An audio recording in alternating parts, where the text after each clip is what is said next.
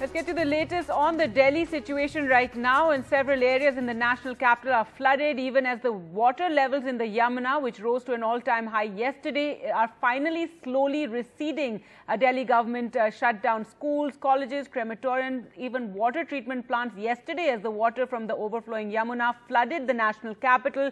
News coming in now is that the Okhla water treatment plant has restarted operations. So that's some good news, as there was the government had also warned that drinking water is going to be affected. Remember, thousands of people have had to be moved out into camps and have had to leave their homes. Well, to talk more about this, we're joined by Delhi Minister Atishi, who's joining us on the situation. And if you can tell us right now, what is the situation? The water levels are finally receding? Yes, the water levels are finally receding. From yesterday 1 p.m. the water levels did not rise. From late night yesterday they have started receding, but at a very slow pace. So it's about 0.01 meters every hour or 2 hours.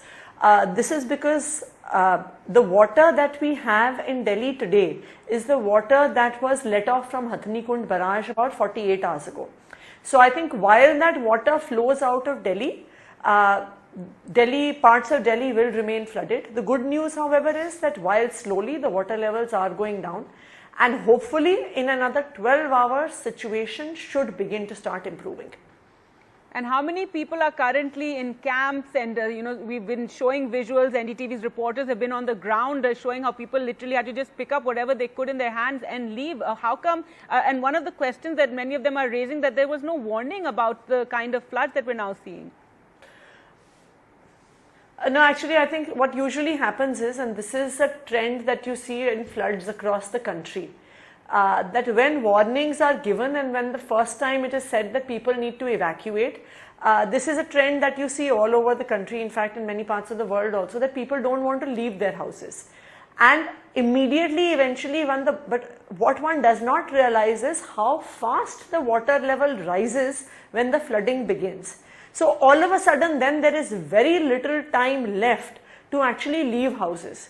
And as you know that we have been making appeals on television, the CM himself for the last 3 days has been making appeals to the people of Delhi who are in the low-lying areas around the Yamuna to leave their houses. See, because it's very difficult to say which area is going to get flooded. Because one of the reasons, apart from the flood plains, one of the reasons that colonies are getting flooded is because the nalas, the drains that are going into the Yamuna are now have a lower water level than the Yamuna. So the water of the Yamuna is now coming in backflow in the drains and in the sewer lines. So it's very difficult to estimate which low-lying area is going to get flooded. This is the reason we had made an appeal to people for the last 3 days that anyone in low-lying areas around the Yamuna, especially from the ground floors, should evacuate, because when the water level rises, it rises extremely fast. Now, Atishi, the question is also about the lessons from this, because, for years I have been reporting about how the floodplains of the Yamuna are getting encroached. This is something we've seen over the last 20 years, and experts have been warning about, how we're seeing many bridges being made. We're seeing various colonies, even the Commonwealth Games village. All these have been happening over the last 2 decades. And today we have this situation when you have this excess water in the Yamuna and there's nowhere to go. So now, what are the lessons that have been learned, and what is your government going to do? See, I think there's 2 separate things that we need to understand. One is of encroachment on the floodplains, and the fact that especially the semi-permanent settlements over there, and when the water reaches the floodplains, they need to be evacuated. That is one part of the picture. But this is not the cause of the flooding. This is something that we need to clearly understand. For the last 4 days, it has not rained a single drop in Delhi. So the water that is flooding at the moment in Delhi, on the streets of Delhi, in the floodplains, in colonies, is not from Delhi. It is not from the rain that has fallen in Delhi. It is not from the drains of Delhi. That is known, but there's nowhere for the Yamuna water to go. And with climate change, we're going to be seeing more of this, even if it's coming from Himachal or Uttarakhand in the Yamuna. Just 1 second. Right, go ahead. The water will go, if excess water comes in, this water is going to flow down the length of the Yamuna from the Palla area to the Okhla barrage and out towards UP. It will go via its natural course. Now the problem basically is that there is too much water that is coming. There is far too much water that is coming. This is not the natural flow of the river. The amount of water that has been seen. So the lessons, if I would be very honest, the lessons that need to be learnt are actually higher up. I mean, the fact that the entire hilly areas have been denuded, there is no forest cover left, and that is the reason that the entire that would be soil cover has got blame washed away from game that Himachal other Pradesh. states need to take action, but So, here in no, Delhi, so it's not, there has been This is water, not, there just has one been second, flooding in this the is not, Yamuna in the just one past as second. well. Over several decades, there has been flooding, but today we're in this situation when so much of the riverbed is floodplain is encroached, that again the water has nowhere to go. In the past also, many decades ago there has been flooding, but it never got this bad. You need to understand that the kind of rainfall North India has experienced this year is something we have never ever seen, at least in the last 50, 60 odd years, right? So the fact that there is excess flooding is because there has been excess rainfall in all of North India. That is why there is a crisis in Himachal Pradesh, there is a crisis in Punjab, there is a crisis in Haryana, there is a crisis in Delhi. This is not just a Delhi-based crisis. Number two, there is no blame game. Ecosystems are not divided by political boundaries.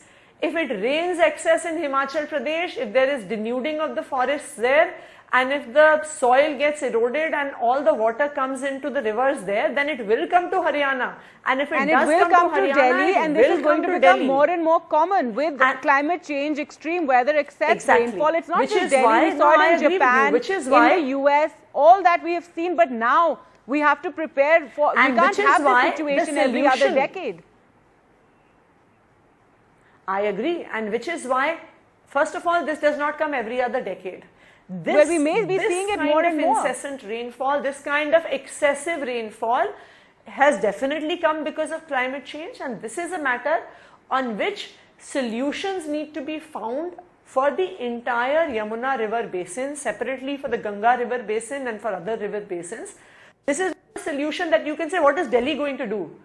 If water comes from Haryana, there is nothing Delhi will be able to do, which is why we need to map out the entire length of the Yamuna, understand weather patterns, understand the river flow, understand where the water needs to go. All right. This is a solution. But questions have also been raised about Delhi's own drainage system. Questions have been raised about Delhi's own drainage system. Before this, when we saw that heavy rainfall on a Saturday night, there also several colonies were flooded and water came into houses. And again, this is an issue of the drainage system of Delhi. No, just one second. Let us not conflate two absolutely different issues. There is an issue of water logging when it rains in Delhi. There is a separate issue of the flooding of the Yamuna. The flooding of the Yamuna has nothing to do with Delhi's rains. Agreed, but all these events were happening very close to one another. System. Number one, no, they are not. But you have to realize you are a journalist. You are a senior journalist. You cannot confuse your viewers.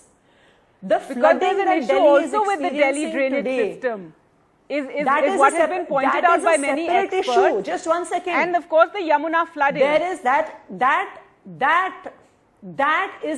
these are two separate issues. Do not conflate them with each other. When you conflate them with each other, your viewers in Delhi and across the country are going to get confused, and that is not responsible journalism.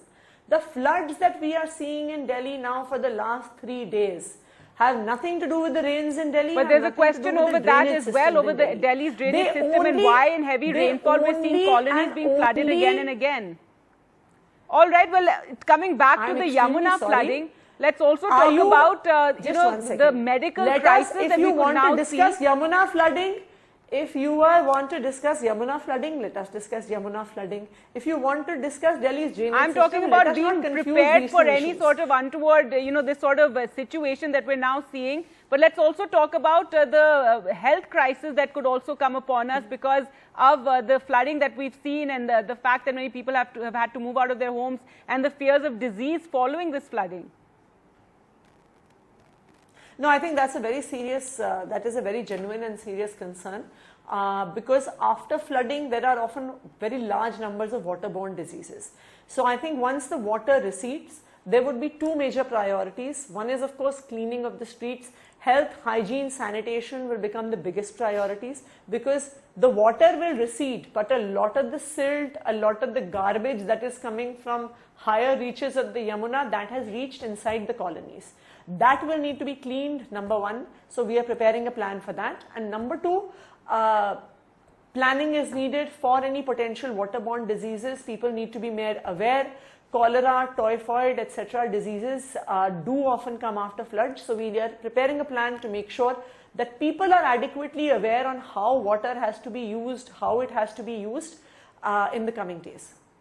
All right, and news also coming in that the Okhla water treatment plant has restarted. This was also a fear about people having clean water to drink.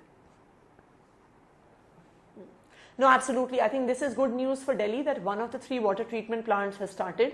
Hopefully within the next 1 or 2 days, the remaining water treatment plants in Chandrawal, in Wazirabad, in Sonia Vihar should also be working to full capacity as the water recedes. All right, and finally, again coming back to the issue of lessons being learned from this encroachment of the floodplains.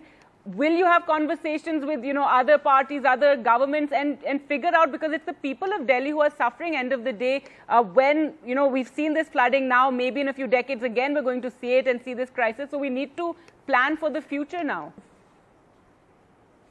No, I think so. First of all, I'm saying it once again, the flooding in Delhi has nothing to do with the encroachment in the floodplains.